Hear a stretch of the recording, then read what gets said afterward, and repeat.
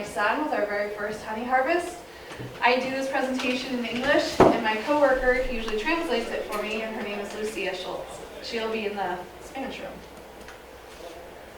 So again, here's who we're from. The Center for Rural Affairs is in Nebraska and in Iowa. We were founded in the 70s, and we're a group that's really focused on creating vibrant rural communities. My team focuses on farm, food, and environment, and I work with a lot of beginning farmers, which beekeepers are considered farmers and bees are considered livestock. I'm also a beekeeper, so I've had bees for the last 6-7 years. I had 12 hives at one point, but I'm down to 5, and that's kind of where I'd like to stay. And I live on my family's farm. Randall is from ISU, and he was presenting in the Spanish room. And this is the Iowa State University apiary, which I thought was really beautiful and very color coordinated. My apiary is not like that. So this is my family farm. These are where I generally have my hives. They're on the south side of a barn on the edge of our property. And this is our other barn that we have. Our farm has been in our family since 1899, and my grandpa lives on our farm, my parents, and then me and my son. So we have 4 generations of people on our farm. It's now 70 acres, and we do diversified vegetable and fruit production, and then we rent out our cropland. Today we're going to talk about pollination services by bees. We're going to talk about bee decline. I'm going to go over some honeybee biology, some life history, some stressors, and then I'm going to talk about getting started in beekeeping, kind of the equipment, safety, the costs, and then what to know a little bit about management. This course is meant to kind of help you decide if you want bees or not. It's not going to give you all the information you need to keep bees, but it's a good first step into getting there. So we're going to go over why would you want to keep bees. Some people keep bees for pollination. If you have bees next to your garden, you're going to get a bigger crop because they're helping pollinate, they're helping fertilize the fruit. The fruit's going to be a little bit more consistent. It ties to the natural world. Some people keep bees because they really want to feel the rhythm of the seasons. They want to be more in tune with what's happening with them. And then they have curiosity. A lot of people are just curious about bees. It's really fascinating. And environmental awareness. And of course, a lot of people keep bees because they want some honey. I think that's the #1 reason right there. So we're going to talk a little bit about pollination now, and what it is and how it works, because this will help you understand, again, why you want to keep bees for pollination. So 1/3 of our diet is dependent on pollination by insects, and of 80% of that is by honeybees. The other things that do pollination are like the native bees, which you guys have a handout about that. It's the St. Louis Zoo handout. And then butterflies do pollination. There's some wind pollination that happens. There's self-pollination. So honeybees aren't the only thing that pollinates, but they're the main thing that pollinates. And they can pollinate over 100 agricultural crops, fruits, veggies, nuts, grains, and it's about 19 billion in added crop value. I'm guessing that this number is higher than that now, just because of inflation. Everything's higher. But that's kind of what honeybees do. But when you have a garden, you want to bring in other pollinators as well. Honeybees don't really pollinate tomatoes, bumblebees do that. So you want to make sure that you have a diverse array of plants for all the pollinators to get those big garden crops, plants, sweet crops. When the first time we introduced bees on our farm, we were a diverse vegetable farm, and we had a beekeeper just approach us and ask if he could put them on our farm. And that year, it was just so amazing and so significant how much more our garden produced that we never went back to not having bees. And then we started adding in more orchards and fruit that way, that bloom in early spring. And the bees in Nebraska, where I'm from, weren't generally delivered early enough to hit those early blooms. So that's why we needed overwintering bees on our farm to hit all of our crops. So that's one of the reasons why we keep bees now, is because we have a small orchard and we need that higher pollination rate that they provide. Bees are really effective in pollination because they do one thing at a time. So some things will go to tulips, and they'll go to roses, and they'll hit a dandelion.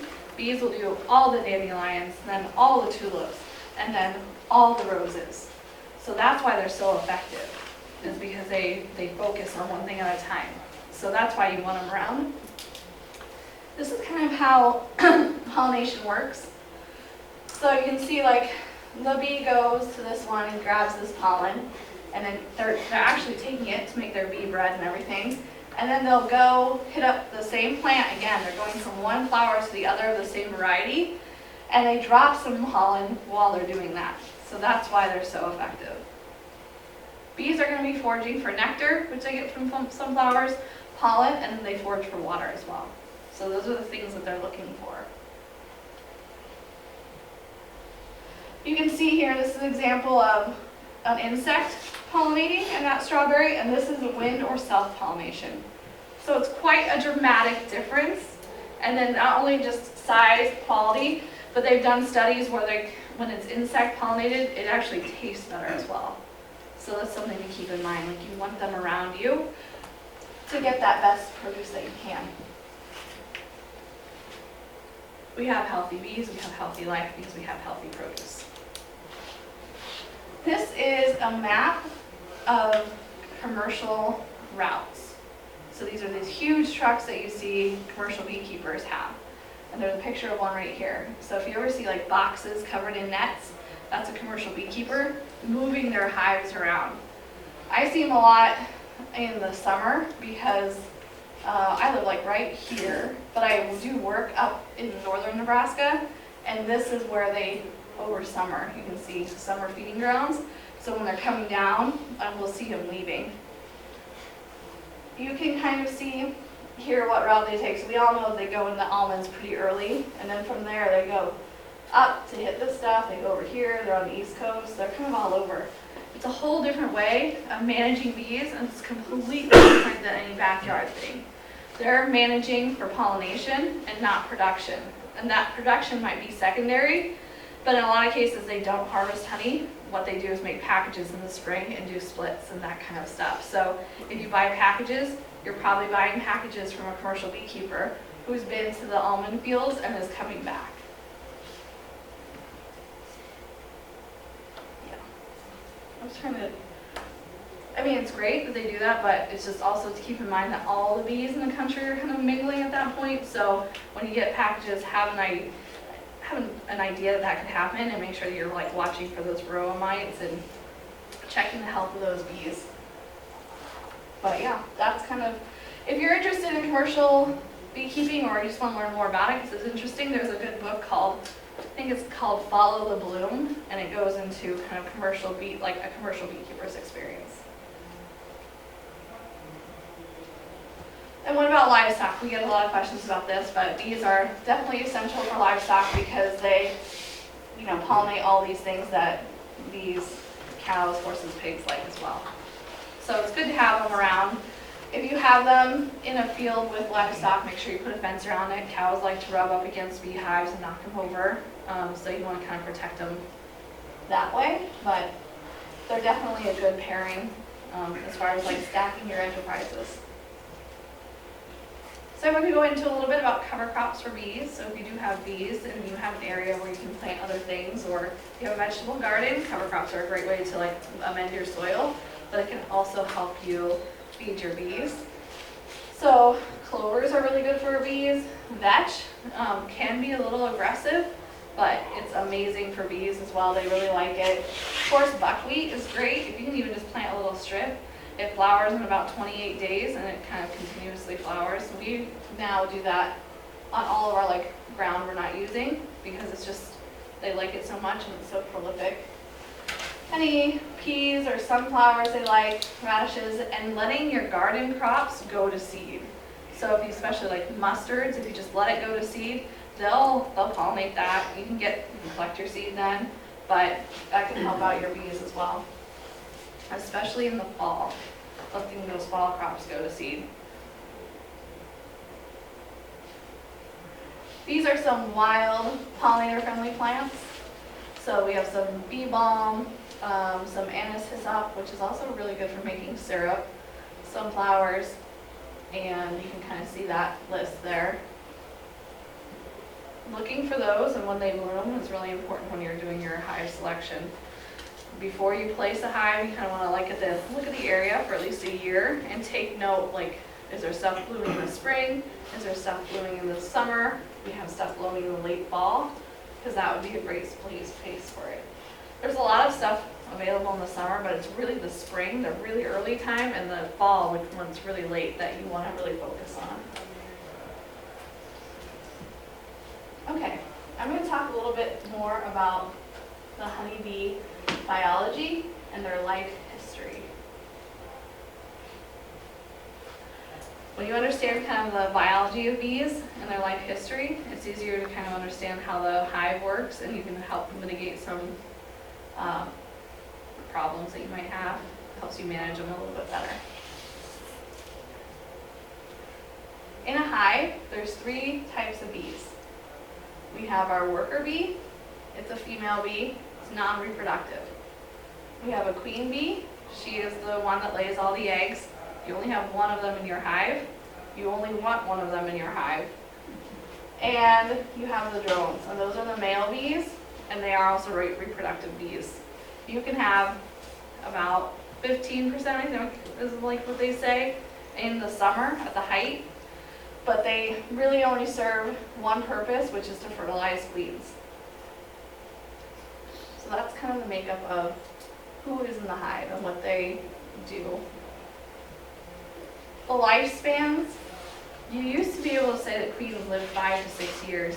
Now they're saying queens live 2 years. And some people, like I was just saying in the other room, they replace them every year. It's because their life has gotten a lot harder, there's a lot more stresses, so they don't last as long as they used to. But you only want one of these in your hive. The workers in the summer, they live 5 to 6 weeks. And you can have up to 30 to 40,000 of them. That's the majority of who's in your hive, is worker bees. The drones, like I said, are male bees. They only live 90 days maximum, or until they mate. There'll be hundreds in the summer, none in the winter. They kick them all out, they pull out the drone brood, and they don't need them, so they get rid of them.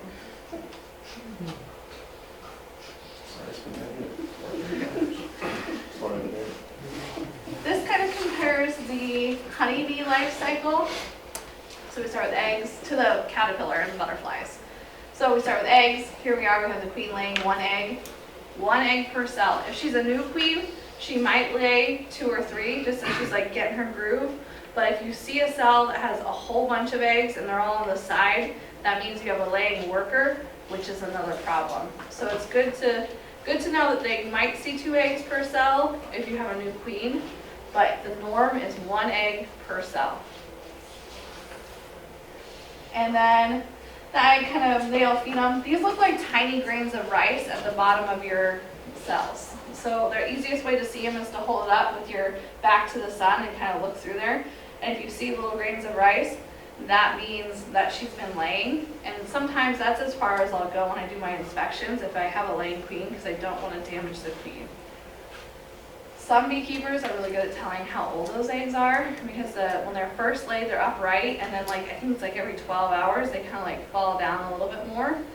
I'm not that skilled, and I don't need to know for my purposes how old the egg is. I just need to see an egg, and I'm good. The next stage is the larval stage, which is right here. These look like tiny little seeds at the bottom of the cell. So the bigger the seed, the older the larva is, obviously. And it's going to be like a creamy substance. That's the royal jelly. So all the eggs get royal jelly for the first few days. When they are making a queen, they feed her royal jelly the whole time, because they want her to like develop a little bit differently and then develop those reproductive organs. Once it gets to be full growth, the worker seals it. So other bees seal them in there, and then they're just like doing their transformative thing. They're becoming the bees that we know. So they come with this pupa. So if sometimes when you're doing an inspection and you rip open some comb by accident, which will happen, you'll see them in this stage, and they're just kind of like white bees. When I see these and I see they have when it's drone, you can tell it's drone because they have a rounded dome. They're a little bit bigger, so this cap is a little bit, looks like a bullet kind of, they say. I'll purposely rip these open with a pick and pull it out and look at it because I'm looking for Varroa Mites, which are the #1 pest of bees. And they love drones because drones take longer to hatch, so they can like go through different cycles in there. So when I'm doing like my inspections, I'll always rip open some drone. Also, you don't really need them, so I'm not like damaging too much. And then eventually the bee will leave the cell, and then they'll turn around and they'll clean it right away. They clean out their own cell. There's a couple of posters hanging up in the other room, and it goes over the life cycle of the bee, just like this, and it tells you what jobs they have and what age they are. And that's important to know too, because you want to, if you're missing a generation somehow, if something bad happens and you don't have eggs for a few weeks, then you can watch what generation you're missing for what jobs they have. So it's just good to know kind of who does what. But the first job they have is to clean out their cell. So I'm going to go in a little bit more detail about each bee that's in the hive, now that you kind of understand a little bit more about their life cycle. So again, a queen, there's only one per colony, and then you can kind of see this is what they look like. They're a lot bigger than the other bees. They're really long. If you guys haven't ever seen a queen, there's a book called Queen Spotting, and it has just pictures and pictures and pictures of frames where you can practice finding your queen. Again, unless there's a problem, don't always look for my queen. I'm looking for the eggs. I'm looking for like the stages of larva. But if you want to find her, you need to look for her. When you buy bees, sometimes they'll come marked. You can kind of see this one has a mark that they took off. So the bees will sometimes clean her off and they'll remove the mark. The mark is always a different color every year, and it corresponds to the year. So you can see how old your queen is by what color mark she has. My bees have always taken those marks off. I've never had them past a few months. And then the queen cell will look a little bit bigger. They kind of look like peanuts. And so this is like the beginning of one.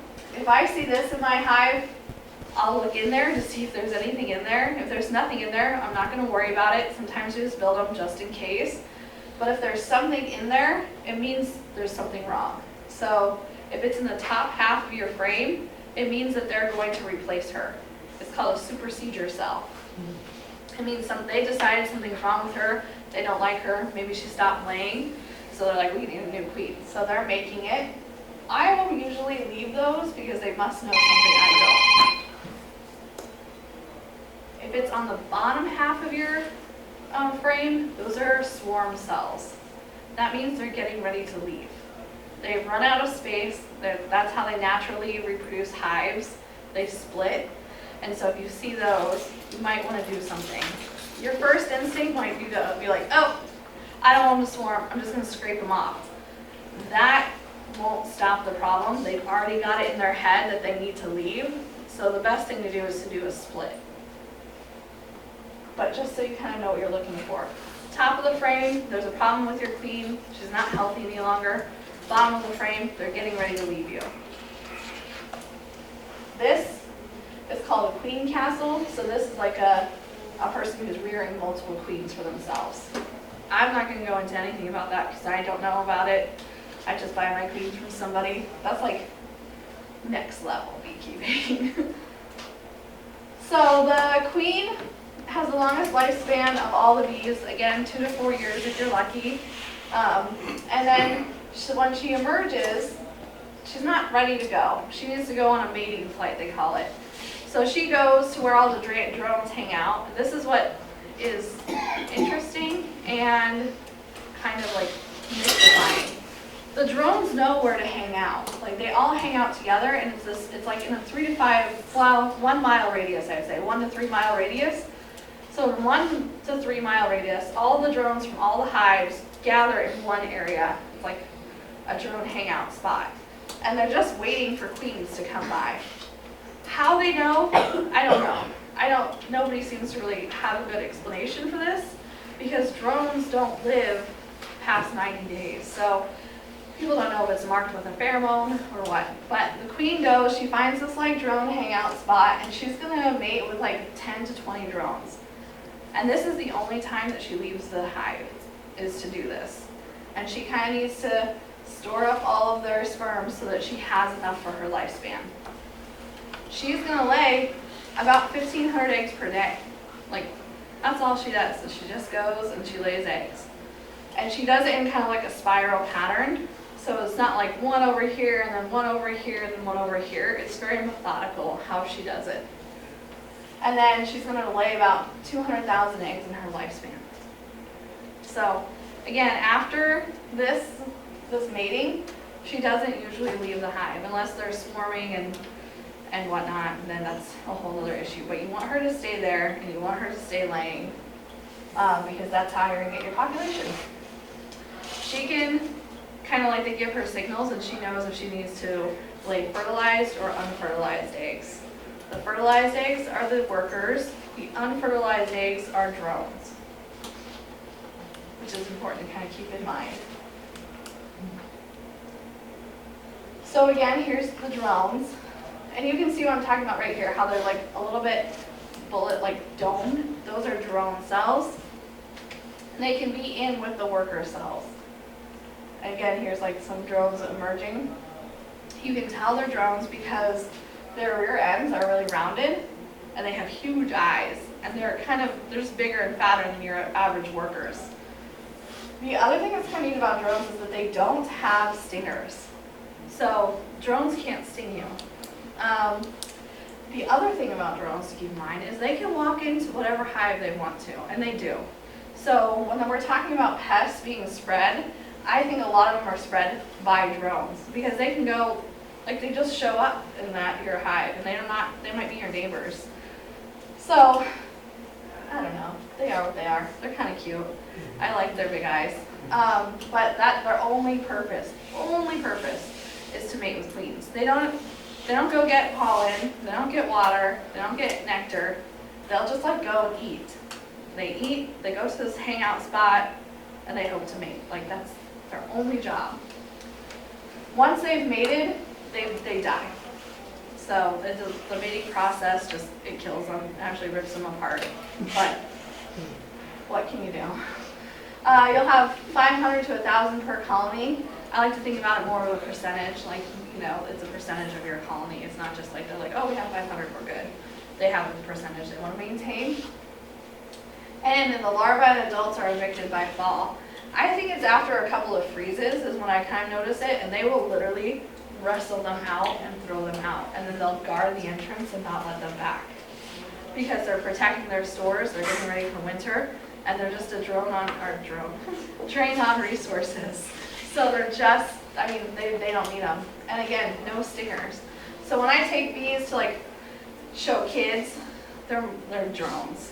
And they're in like bottles and stuff because I know that they're not going to sting them. I don't have to worry about that, but they can still see a bee up close. That's drones. And then I don't have a slide about the worker bees, but that's the people who are in your hive the most. And the thing that's really cool about worker bees is that there's kind of two types. There's your summer bees and there's your fall winter bees. Your fall winter bees are just a little bit more bigger, they're a little bit fatter, and they process protein a little bit different because they have to make it all through winter. Your summer bees only need to make it like 5 to 6 weeks. So that's something to kind of keep in mind. That's why beekeepers will put protein powder, like our pollen powder or patties, on their hive, just because those bees need protein more than what's in like sugar. And the other thing that's cool about worker bees, is if there's no queen, they're going to start laying because they're like, oh, we need eggs, we need to do something about this. But they, because they're not reproductive, can only lay drone eggs. So if you open up your hive and you see just drones, all like drone cells all over, that's the first indication that probably something is wrong. If it's above that like 5% threshold. If you look and you're looking for eggs and you see a whole bunch of eggs like on the side of and it's going to be like 20 eggs, that's a laying worker problem too. Worker bees aren't as long as the queens, so they can't get the eggs to the bottom of the cell. So if you see that, it's bad, it means you don't have a queen. But you can still like save the hive. And I'll tell you guys how, just because it's kind of interesting, but people want to do some research. What you do is you go and you dump out your whole hive, like I don't know, a couple 100 feet from where it was, and then you set it back up. The workers who have ever been outside are going to be able to find the hive because they're like, oh yeah, we got to go home, it's over here. They know where it is. But if she's a laying worker, she might not have ever left the hive and she's going to stay back. The reason you want to do that is because she's giving off a pheromone and she's telling other bees, like, I'm the queen now. And so they won't accept a new queen unless you get rid of the laying worker. So it's all, they've got a whole society, they have a whole set of rules. It's just good to understand what's going on so that you can see a problem, you can start mitigating it and working through it. And that is also important to kind of know like how they set up their house or their hive structure. So in a hive, when the bees have organized it how they want, the honey is always on the outside. It's really good insulation, so it's going to be on the outermost frames. Like if I'm looking in front of a hive, it's going to be on the outside, and then they work their way in. If you have a really strong hive, that's when you get supers full of honey. And it's because the supers are, like this is a super, this is where they store their honey. It's on the outside, again, it's on the outside. Next, I'm going to go actually to the brood, which is the center cell. So in the very middle of your hive is where the queen is, and that's where the brood is, that's where the eggs are, because that's where it's easiest to keep them warm and keep the temperature kind of regulated for what they need. And then right next to that is their pollen. So it goes like brood, then the pollen, because they need that to feed to the brood, and then it's honey on the outside or on the top where your supers are. If you have a really strong hive, it's going to be frames of honey, frames of pollen, frames of brood. That's how you know it's like, cool, everything's going great. They're doing what they're supposed to. If it's a weaker hive or if it's just getting started, you're going to see that, but you're going to see like a section of brood, a section of pollen next to the brood, and then a section of honey.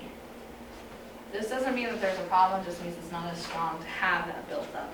That's what they're working for, is we're working towards all those frames of it.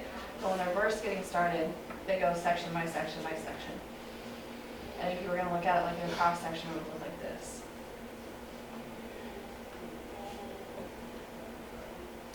So a lot of people ask, what about winter? What do they do?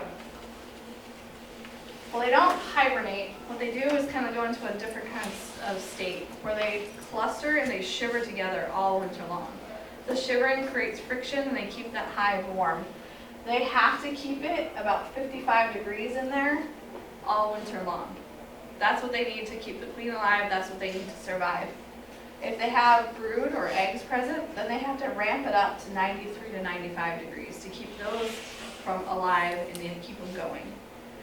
If they can't, if this drops, you'll notice that because they'll be throwing brood out the front.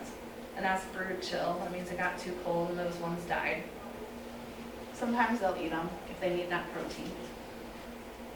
So they are able to initiate brood rearing in midwinter.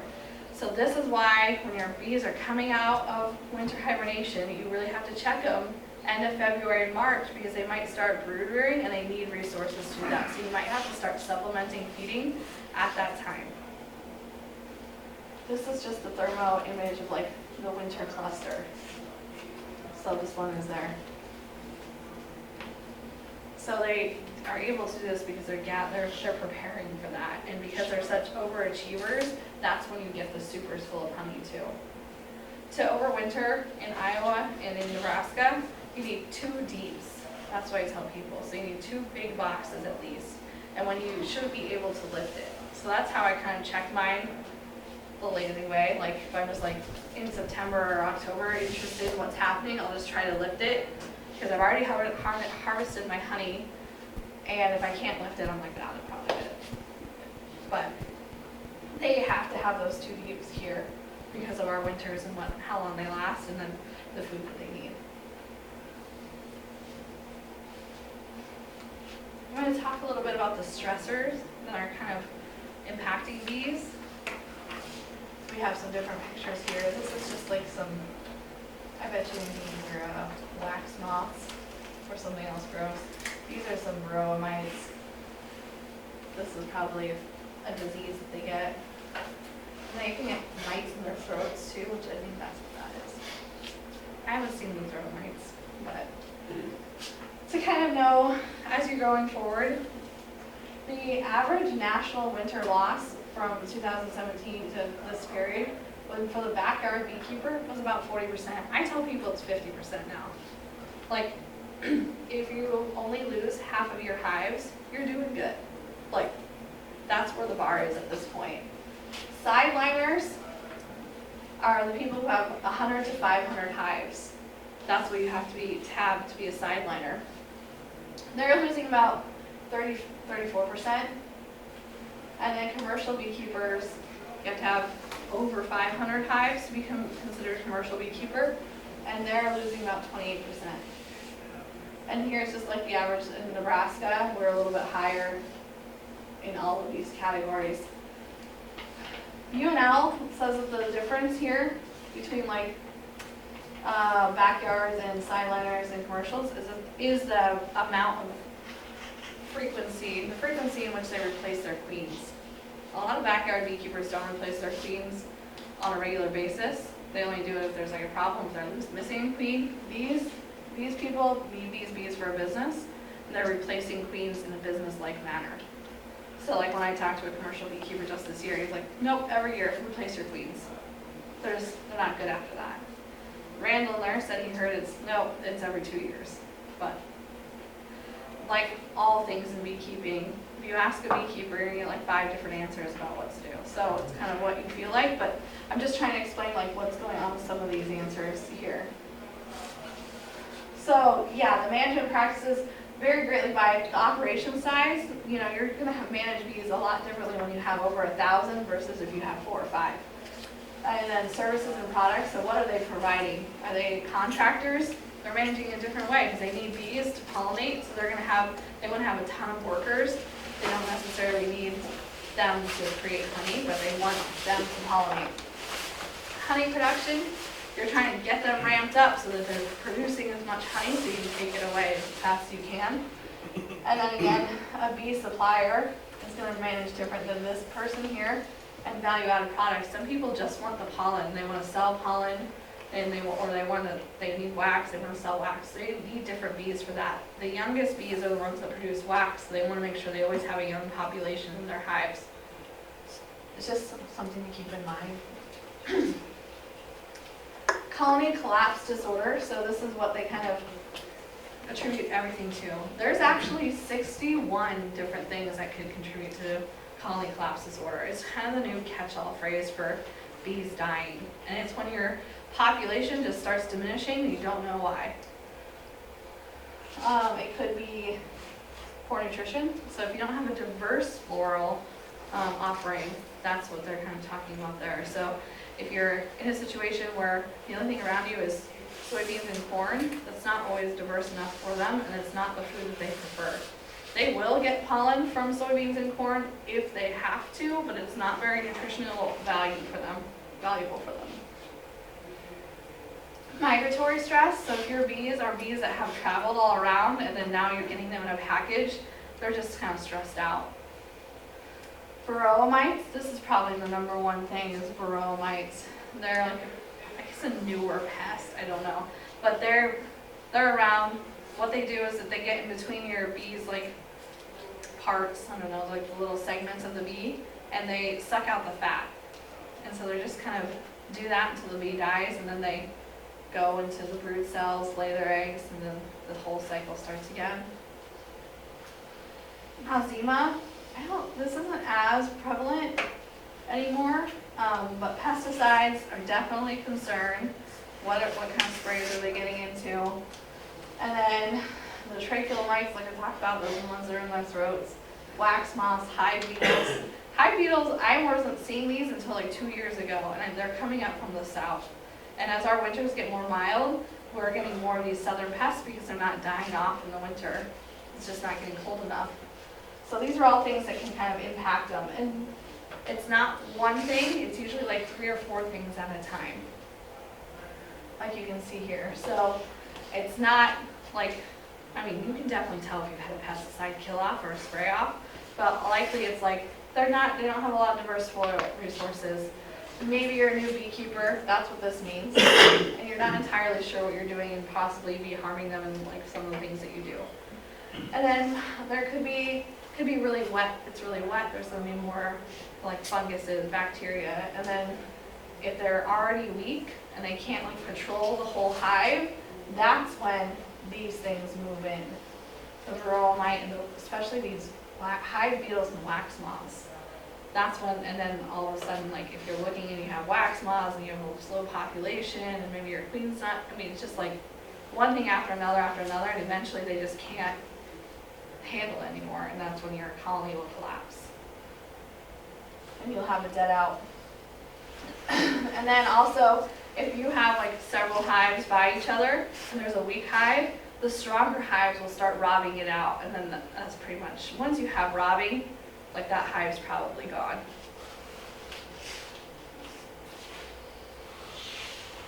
Okay, well that was all very doom and gloom. Let's say you're getting ready to keep bees, and a lot of people want to know what are the first steps? What should we be doing if we want to keep bees? Definitely want to read a book. Everybody had the option to grab First Lessons in Beekeeping. It's good to just read that, kind of get familiar with it, and get familiar with like the terminology and kind of what's going on. Request some supply catalogs. You want to start like making your list of stuff, see how much it costs to get going, and just like look at the different options that are available to you and see what's going to fit for you. Some people want just a veil, some people want a jacket. I happen to have a whole full suit. Like, it's what is your comfort level, and what do you want to have. Subscribing to a bee journal is a great way to just kind of like start getting familiar, start learning, getting more knowledge. Join a beekeeping organization. I know Iowa has a couple of active ones. Nebraska does as well. There's another organization called the Great Plains Master Beekeeping, and Iowa is a part of this conglomerate, and it has a lot of online resources. They have open apiaries. They have a whole bunch of things there, and it's free to join. I recommend it to everybody. It's a cool thing. And then attend a field day or a short course. What we're at today is neither one of those. I'm just like giving you the basics of beekeeping, but like year one beekeeping is going to go into like what do you do your first year, how do you manage these bees? And then there's often a year two beekeeping, which is going to look different than year one if you've overwintered. You can shadow an experienced beekeeper. So finding a beekeeper in your area, like meeting up with them and watching them do their thing is a good way to learn about bees. Check your local ordinances, make sure it's cool for you to have bees if you live in town somewhere. And then find your location. So this is when you're gonna like say, cool, I want it on this hill. You're just gonna watch what's happening all over the year. You know, like in the spring, is it super windy? Are you gonna have to tarp strap them down? Do they have a water source close by that's hopefully not polluted? Is there a diverse floral range, like, and what's flowering around them, and try to keep track of that, like for what season. If you're seeing a gap, let's say there's nothing in the fall, that's when you might want to think about planting something that has those floral resources in the fall. Okay, getting started in beekeeping. So you want to kind of start right. You want to have good equipment, which usually means new equipment, healthy bees that are good strain, so kind of it's like bees from somebody you trust or bees from that people are going to a lot. You can kind of tell if it's a good strain that way. And a good location. So again, you don't want it at the bottom near a creek. It's just too moist, and you don't want them having too much shade. You kind of want them to get sun. The sun warms up the hive, and when it warms up the hive, that's when the bees go out. If they're in the shade, they might not go out early enough. They might not be getting out there to get those floral resources before somebody else's bees are. You want to start small and grow slowly. So if you have new equipment, it's going to take them a little bit of time to like build up the wax and build all the things in there that they need, because they're going to have to build all that honeycomb. And so that kind of lets you get used to having bees as you are learning about your bees. Highly recommend. Also, plan to have 2 hives. You don't want just one, you want 2. Because if something's going wrong in one, you can usually fix it by taking eggs or something from the other hive and kind of balancing them out.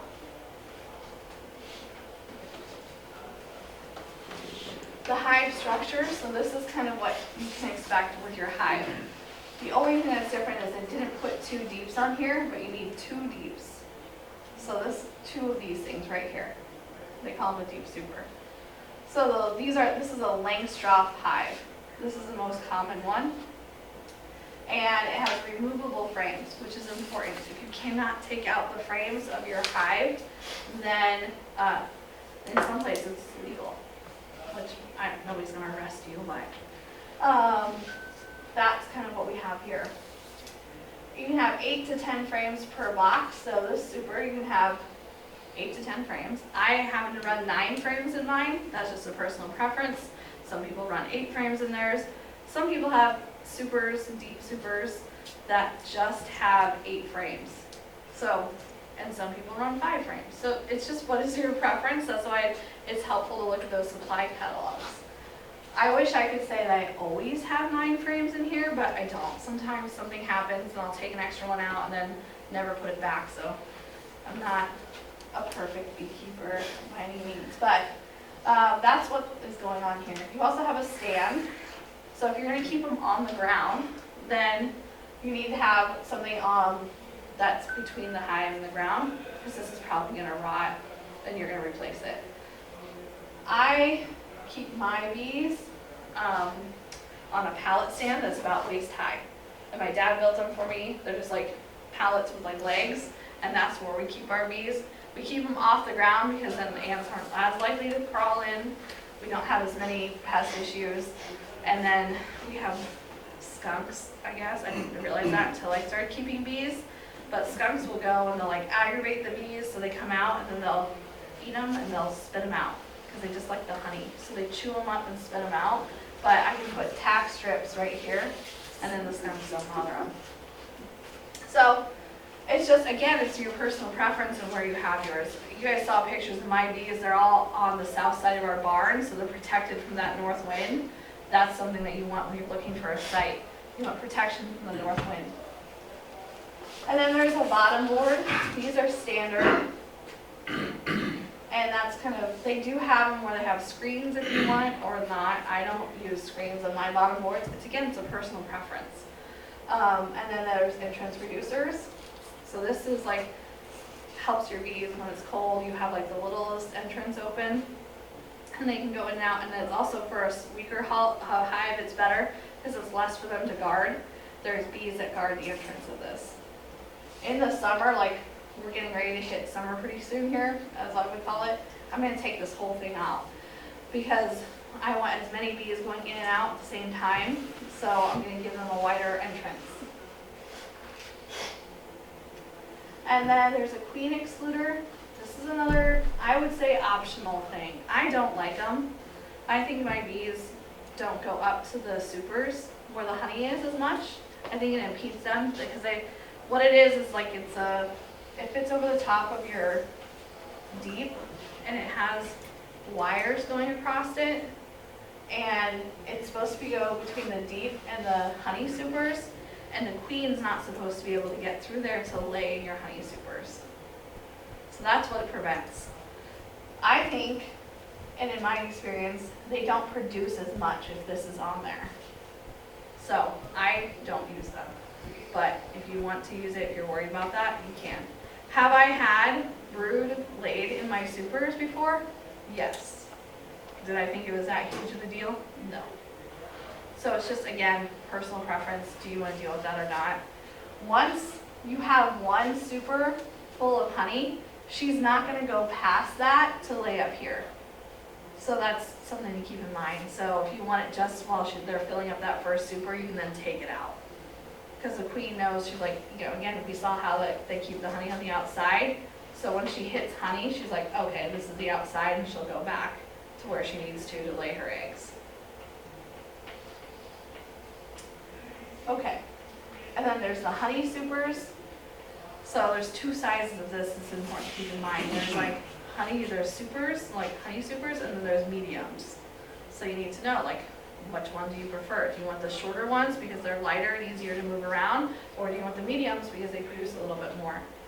It's again, personal preference. You do need to keep that in mind because you don't want to be like me and accidentally buy the wrong ones, and then now you're running both sizes because it's inconvenient for harvesting, it's inconvenient for storage, it's inconvenient in the field. It was not the greatest. I should have checked, should have double checked. But they're about an inch difference in size. There's the inner cover, and that just kind of separates the top from the supers.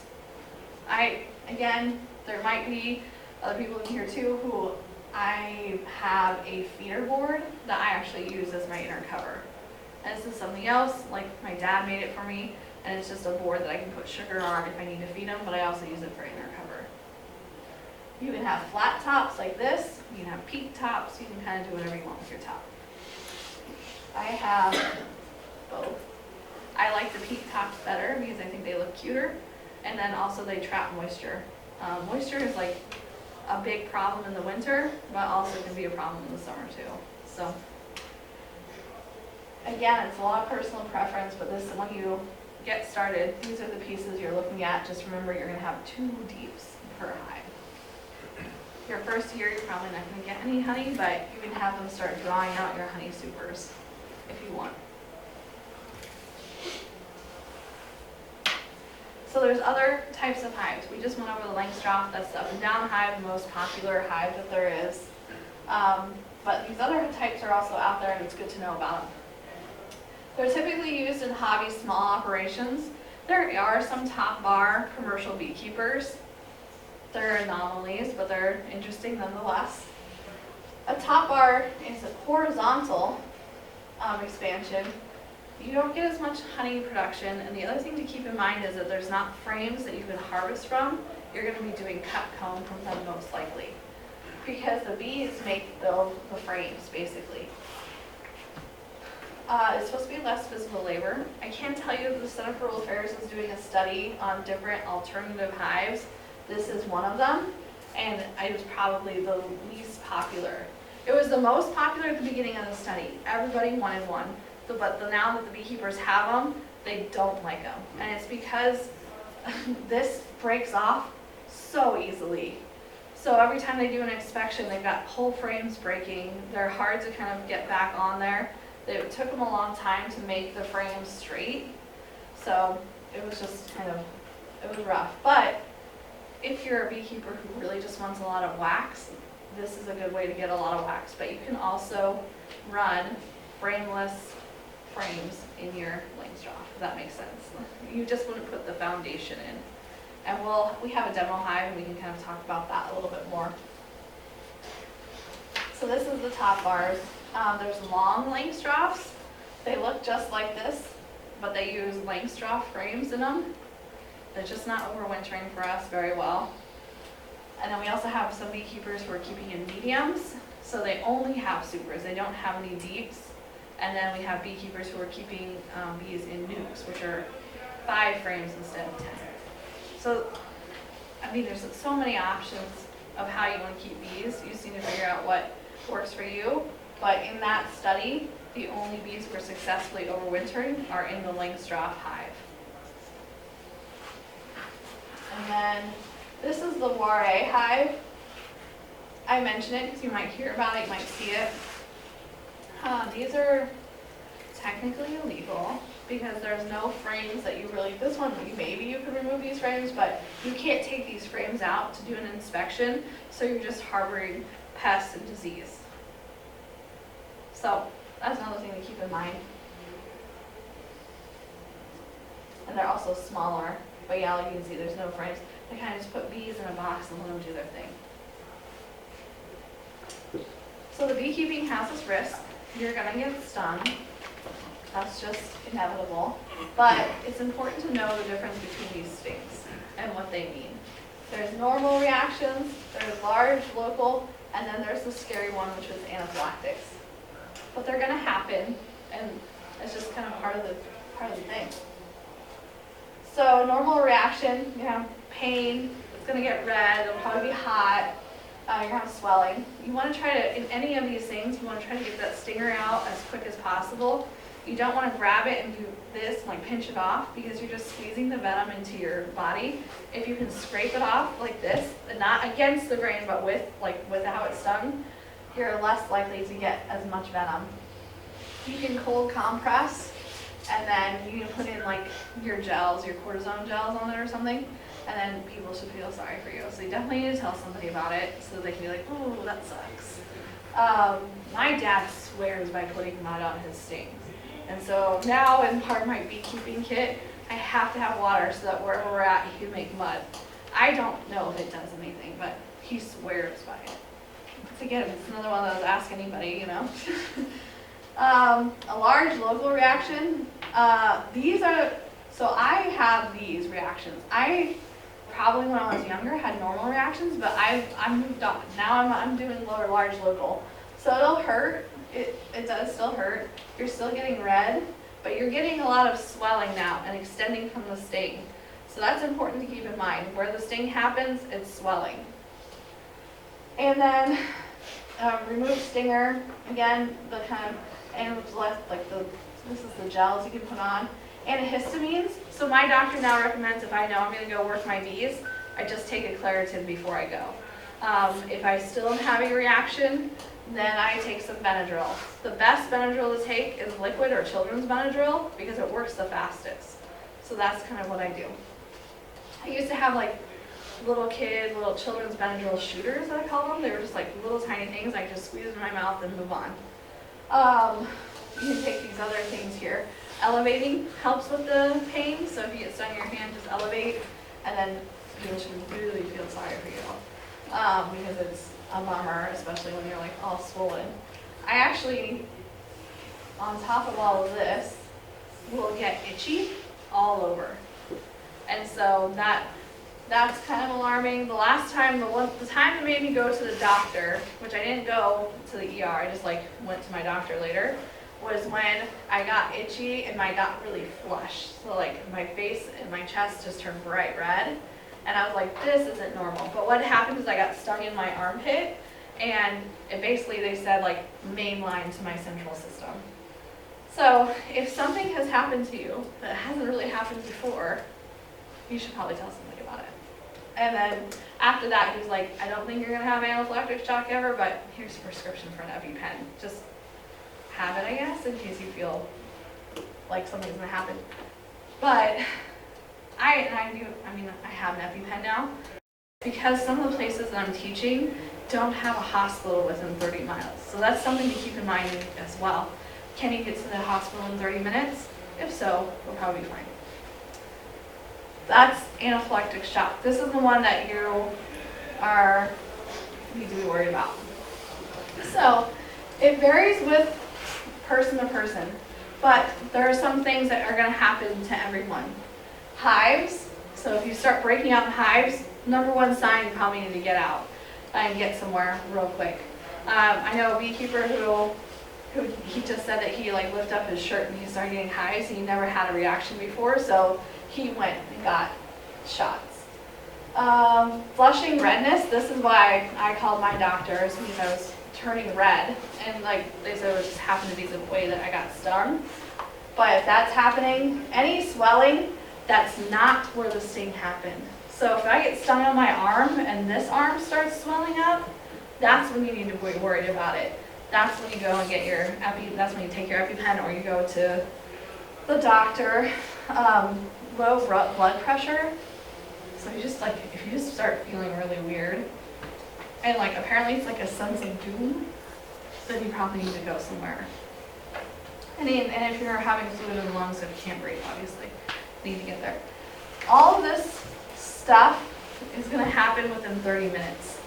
So if you're like got stung, you feel a bit weird, but it's been past 30 minutes and you're like entering an hour, and you're probably just feeling weird because of the sting. But anyway, when in doubt, just go. They'll just give you a series of shots. Remove the stinger as quickly as you can. Rush to a medical center and get that epinephrine if you can, an EpiPen if you have one. It doesn't mean that you can't beekeep. It just means that you're going to have to take some precautions. So if we're able to get outside, you'll see that now. I have like a full head to toe suit. I can't keep in a veil. I can't just wear a jacket, although I try once in a while because I don't want to get stung. And then if I have to take Benadryl, I'm really out for the whole day. It just makes me so sleepy. So it's just taking your precautions. So okay, things you can do to make sure you don't get stung. This is what you need to keep in mind when you go out there. You're like, nobody wants to go out there to get stung. So what can you do to minimize your risk? Don't wear dark colored clothing. So you want to keep your colors light and bright. That's why bee suits are usually white. Don't wear fuzzy clothing or have exposed hair. So I always put my hair up, but I'm also wearing a veil. But you don't want to have that. No, don't like stomp around, don't yell. They don't like vibration or rapid movement.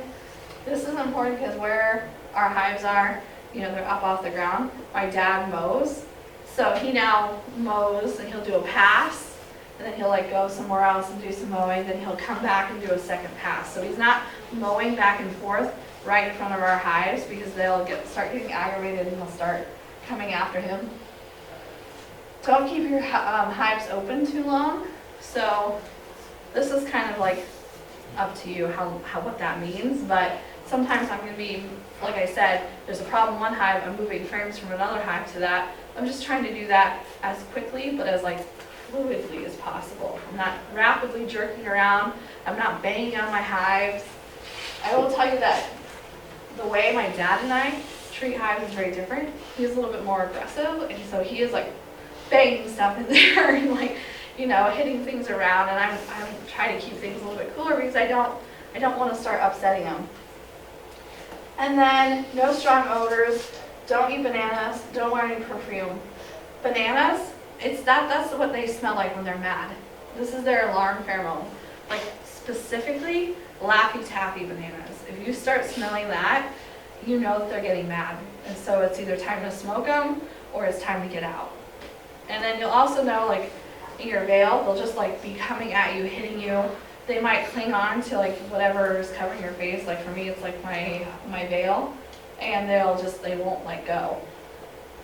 If you're in a situation that's really overwhelming and this is happening, the best thing to do is to walk away, and if you can, walk into a building. So like we're on the south side of a barn. I can just walk in the barn and walk into the middle of it because they're like, oh, we're in a cave, I don't want to be in here.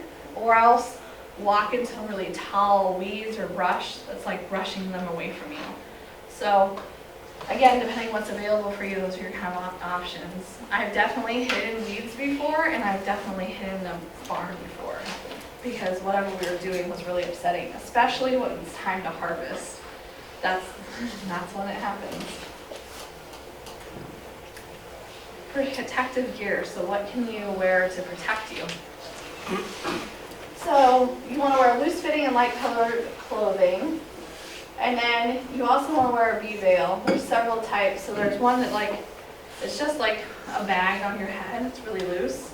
There's hats, and there's the fencing style, and they're flat in the front.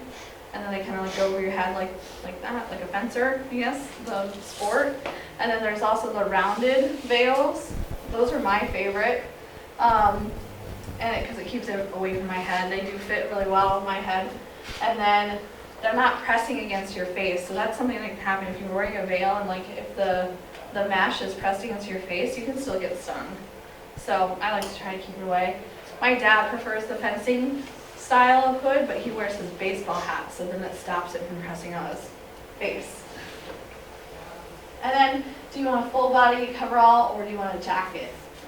There's ventilated suit options. Mine's ventilated. You can see it, and that's because it gets so hot.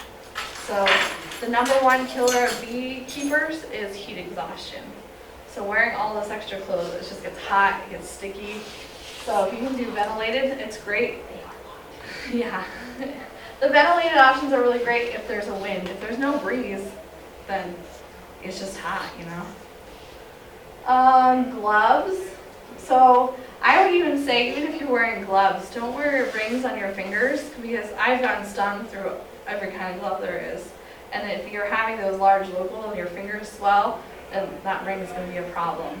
So I don't wear rings when I do my bees. And you can do gloveless. Nylon gloves, that's what Randall brought today, and that's what a lot of people wear because they can't sting through that kind of material as well. I wear goat skin gloves that are like up to here. It's just like, what is your personal preference? Like, how protected do you feel like you need to be?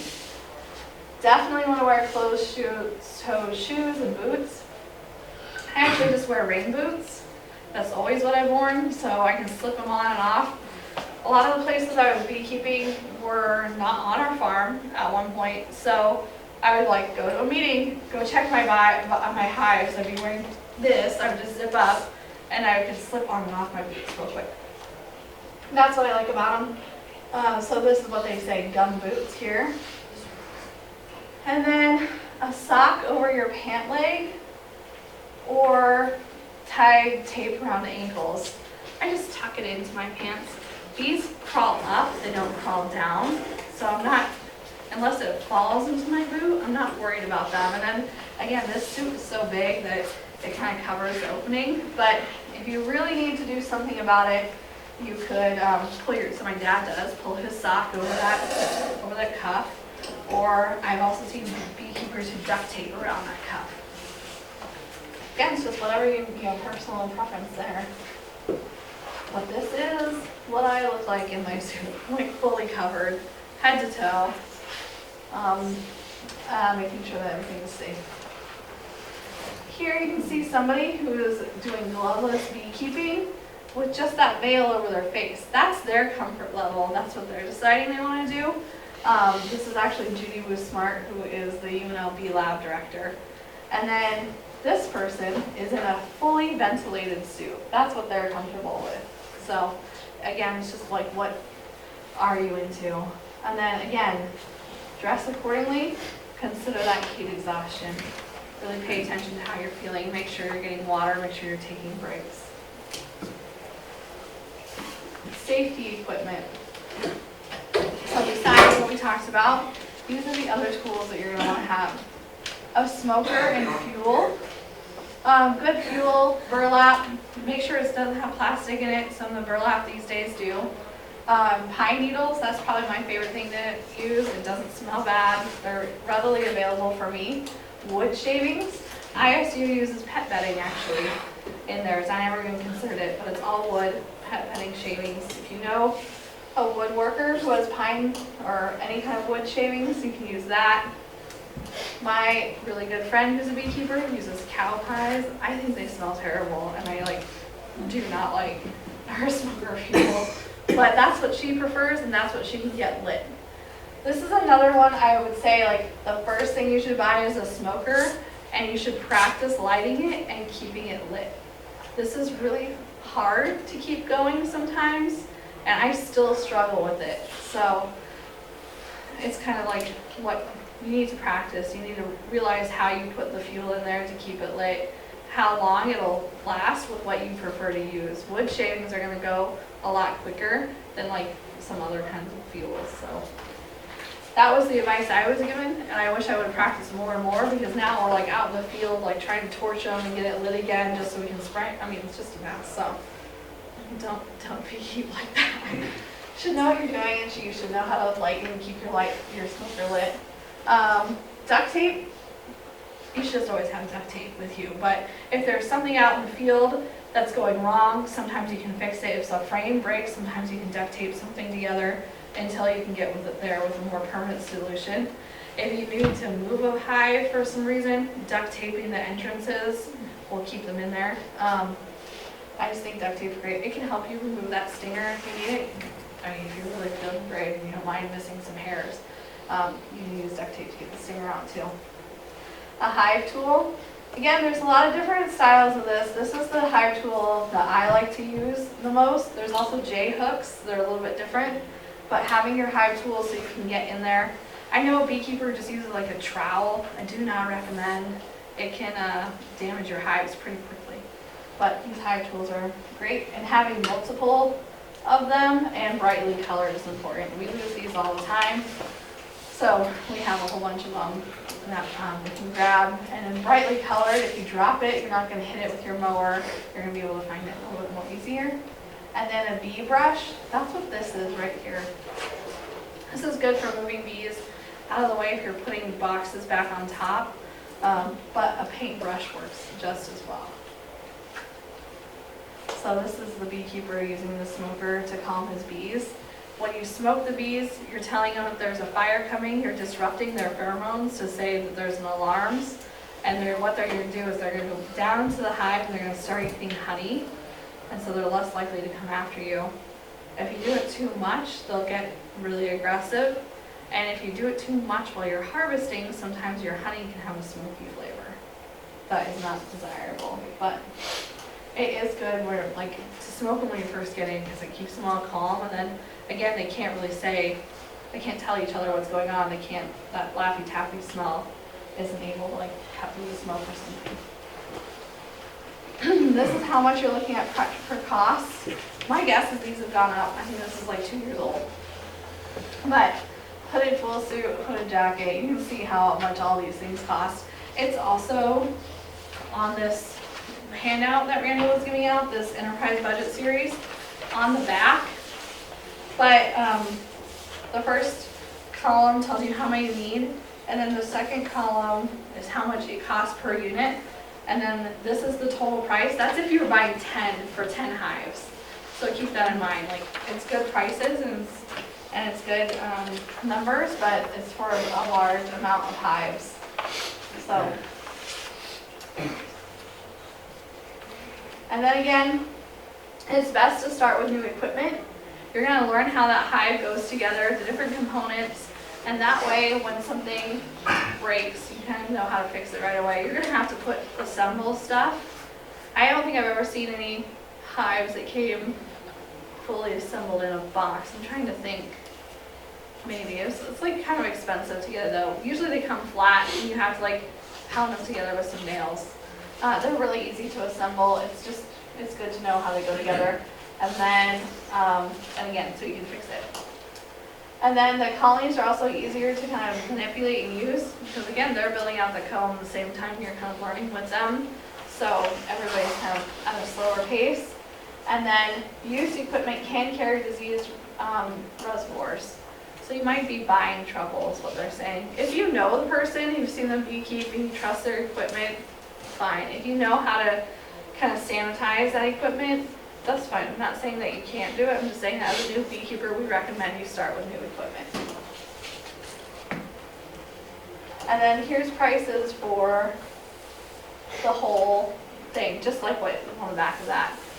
So you're looking at per hive about $374, and you keep in mind you want 2 of them.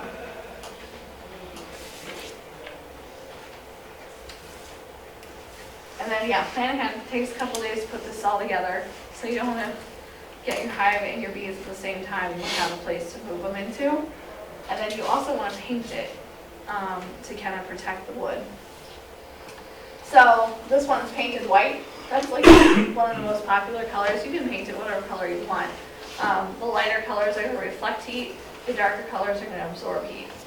So that's something to keep in mind. But the bees do look at hives on the outside to kind of see what their hive looks like. So it is good to have a design or something on there. Like in an earlier picture, mine just had like a stenciled bee on there or 2 stenciled bees, and so that they can look at it and know that that's the hive they go into, because they do that.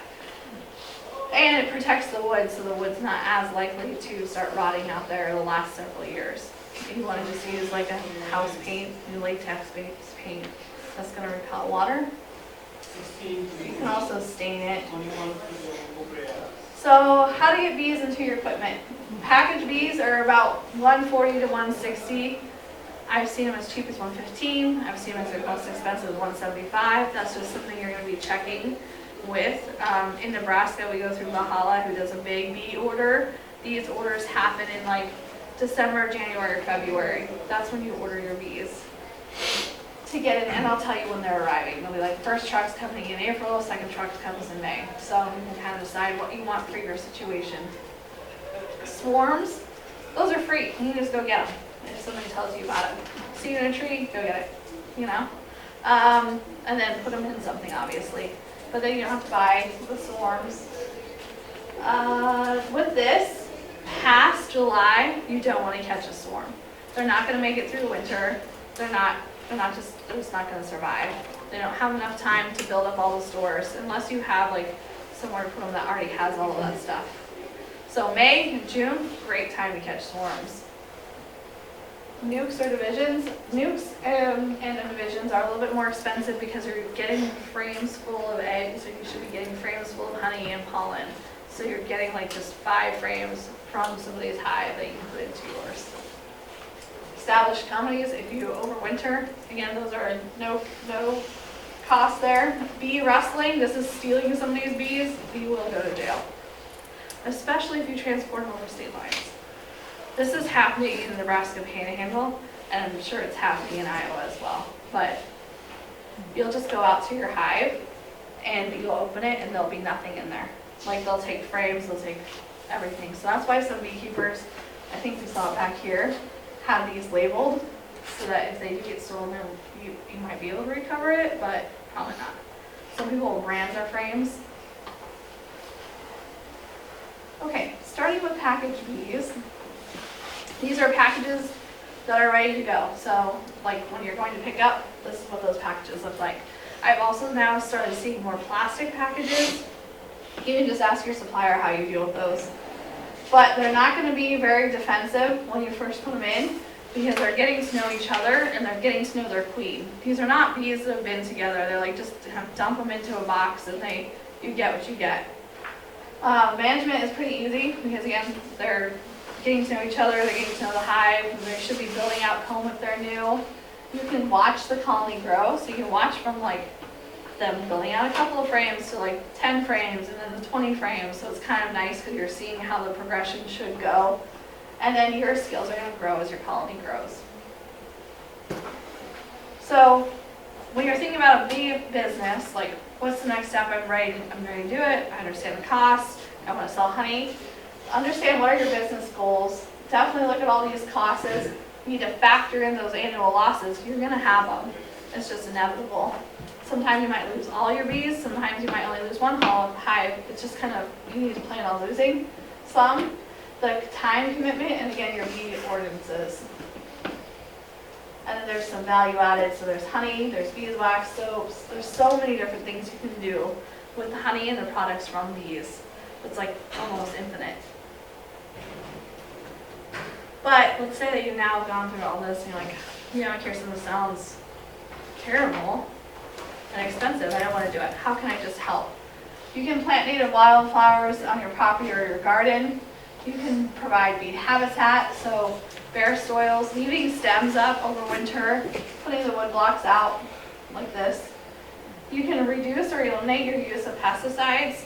If you just want to reduce, think about when bees are out. They're out during the day foraging. If you can spray at dusk, that's the best time to spray because bees are going back into the colony and they're not coming out until, early morning the next day.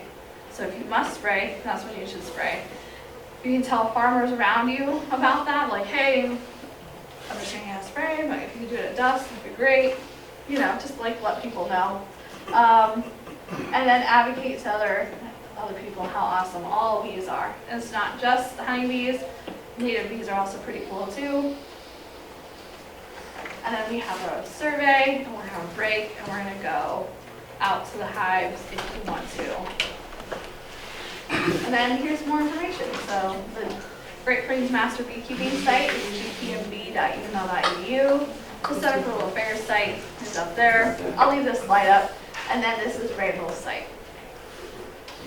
Okay, great. Are there any questions?